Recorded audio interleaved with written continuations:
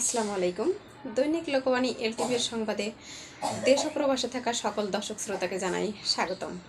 সাথে থাকছি আমি সুমাইয়া সুলতানা। আজ দৈনিক লোকবাণী স্টুডিওতে উপস্থিত হয়েছেন বিখ্যাত নাট্যশিল্পী গোলাম ফারুক যুবরাজ। বিস্তারিত সাক্ষাৎ নিয়ে আসছেন রাকিব খান। আসসালামু আলাইকুম। আমি মোহাম্মদ রাজীব খান, দৈনিক লোকবাণী পত্রিকা থেকে বলছি।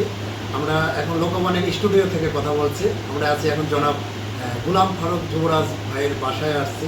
আসলে আমি নিজে ঘুরে দেখলাম কীভাবে তিনি আসলে মানবতার জীবনযাপন করতেছে।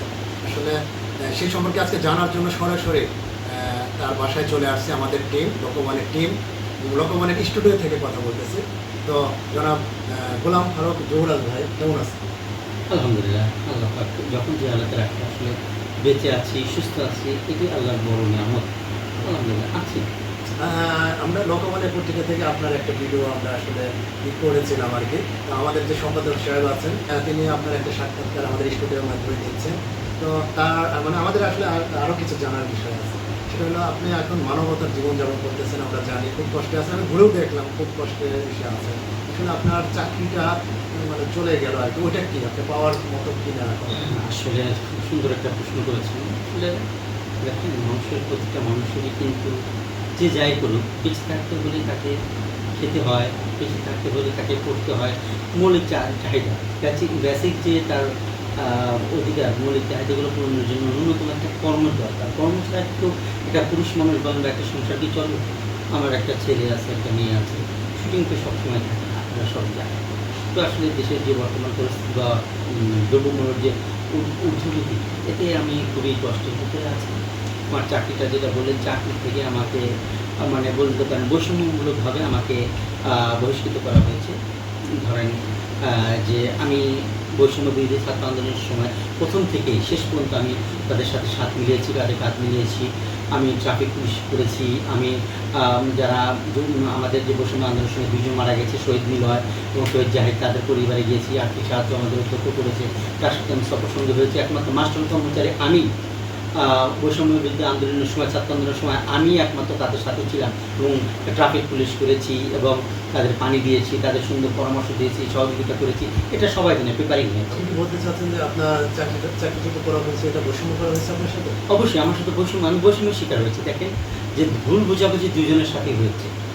সেও ভুল করেছে, আমিও ভুল করেছি। তাহলে ভুলের মাসুল কেন আমি একা দেবো? আমি 6টা মাস বেকার, আমি 29টা রোজা খেজুরকে রেখেছি। আমার ছেলে মেয়েকে আমি ভর্তি করতে পারতেছি না, আমার স্ত্রী অপারেশন করতে পারতেছি না। আপনি কিন্তু বললেন ভাবিকেও নিয়ে আসেন স্টুডিওতে, ভাবি কিছু বলি। দেখা ভাবে এতটাই অসুস্থ, সে বিছানা থেকে উঠতেও পারবো না। আমার ছেলে মেয়েকে আমি পড়াতে পারতেছি না। আপনি দেখেন আজ পৃথিবীতে বর্তমান প্রেক্ষাপটে আপনি চিন্তা করেন যে একজন মানুষ, আমরা নিম্ন মধ্যবিত্ত পরিবারের সন্তান, আমরা না পারি চাইতে, না পারি কইতে, না পারি সইতে। আপনি বুঝতে পারতেছেন না, আমি একটা সুতা পর্যন্ত আমার ছেলে মেয়ে কিনে দিতে পারি না। আমার ছেলে মেয়েকে বলেছে, আব্বু আপাতত আমার চাকরিটা নাই, আল্লাহ দিলে আবার কিনে দেবো। তো আমার ছেলে মেয়ে ধৈর্যবান। আমার চাকরিটার বিষয়ে আমি চাচ্ছি যে আপনারা সাংবাদিক ভাইরা আছেন, আমার সবচেয়ে ভালো লেগেছে লোকবাণী পত্রিকার সম্পাদক আবু রায়হান সাহেব। উনি 150টা পত্রিকার সাথে জড়িত আছেন, টিভিতে কর্মরত আছেন। আবার খুব শীঘ্র তিনি মাছরাঙাতেও নিযুক্ত হবেন। আমার সাথে কথা হয়েছে, উনি বলছেন আমার 150টা পত্রিকার ভিতরে এবং আমি 10-12টা চ্যানেলে আছি, সবগুলোতে আপনি নিউজ করবো। আমাদের কালচারাল প্রোগ্রাম, আমাদের প্রেস ক্লাবের প্রোগ্রাম হবে বা আমাদের বাচ্চাদের প্রোগ্রাম হবে, যে কোনো জায়গায় কালচারাল প্রোগ্রামে আপনাকে আমি ইনভলভ করবো, যাতে করে আপনি কিছু আর্থিক সলভেন্স বান করলো যে ভাই আমি তো আর্থিকভাবে সহযোগিতা করতে পারবো না, আপনার নিউজগুলো আমি কভারেজ করবো। আবু রায়হান ভাই আমাকে সাথে সাথ দিয়ে উনি বলছি ভাই আপনার যে কোনো নিউজ আমি ছাপাবো বা যে কোনো নিউজ আমি বিভিন্ন চ্যানেলে দেবো। আসলে আমি বৈষম্যের শিকার।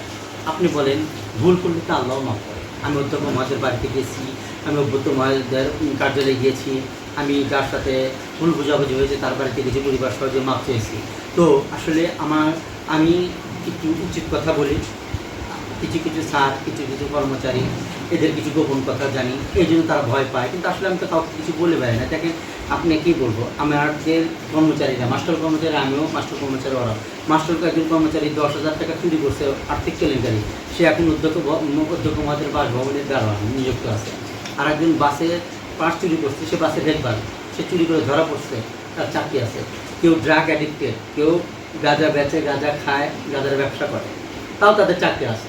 আপনি কি এর ভিতরে কোনো অধ্যাপকের সাথে কথা বলছেন বা কোনো আশ্বাস দিচ্ছে যে আপনার চাকরিটা ফিরিয়ে দেওয়া হবে বা এই হবে? না, খুব সুন্দর। আমি বেড়া জামাতের আমির মৌলানা আব্দুল বাসিত সাহেব, ডাক্তার আব্দুল বাসিত সাহেবের সাথে কথা বলেছি, মৌলানা জহুরুল ইসলাম সাহেবের সাথে কথা বলেছি, মৌলানা জনাব আব্দুর রহিম সাহেবের সাথে কথা বলেছি, মৌলানা গাফফার সাহেবের সাথে কথা, জামাতের আমির থেকে শুরু করে প্রিন্সিপাল ইকবাল হোসেন দারুল রহমান ট্রাস্টের চেয়ারম্যান এবং ইসলামিয়া মাদ্রাসার প্রিন্সিপাল, আপনাকে আশ্বস্ত করেছে? তারা আশ্বস্ত করেছে সামনের মাস থেকে মে মাস থেকে ইনশাল্লাহ একটা কর্মের ফয়সালা তারা করবে, কিন্তু আদৌ হবে কিনা আমি জানি না। আমি দৈনিক লোকবাণী পত্রিকার মাধ্যমে বলতে চাই, এডওয়ার্ড কলেজের অধ্যক্ষকে আমি অনুরোধ করতে চাই, আসলে মানুষ মানুষের জন্য এখন আসলে বৈষম্যর কোনো জায়গায় বাংলাদেশে নেই। আমরা আশা করব আমরা যুবরাজ ভাইয়ের চাকরিটা আপনার ফিরিয়ে দেবেন আর কি। দৈনিক লোকবাণী এটার সংবাদটা প্রকাশ করতেছে, আপনি এটিকে দৃষ্টি রাখবেন। আচ্ছা, আপনি তো অনেকগুলো নাটকে অভিনয় করেছেন, তাই না? এই নাটক বা এগুলো এখন আপনার মানে ডাক আসে না বা যাতে পারতেছেন না? আসলে আমি শতাধিক নাটকে অভিনয় করেছি, চলচ্চিত্রে অভিনয় করেছি। আসলে হয়েছে কি, out of sight out of mind, চোখের আড়াল মনে হয়। আমি ঢাকাতে ছিলাম করোনার সময়, এখানে চলে আসি করোনাতে। তো কাজে যখন প্রয়োজন হয় ডাকে, অনেক সময় ফোন দেয়, জোরে ভাই কোথায় পাবনাও ভাই, তাহলে তো নাইট জার্নি করে আসবেন, সকালে কীভাবে অভিনয় করবেন, আচ্ছা আমি অন্য লোককে নিচ্ছি। তো এরকম হয়ে যায়। আবার অনেকে যারা বেশি ভালোবাসে না, বেচারাটা আসলে আমার RTV নিউজটা ভাইরাল হয়েছে, 9.6 মিলিয়ন ভিউ হয়েছে।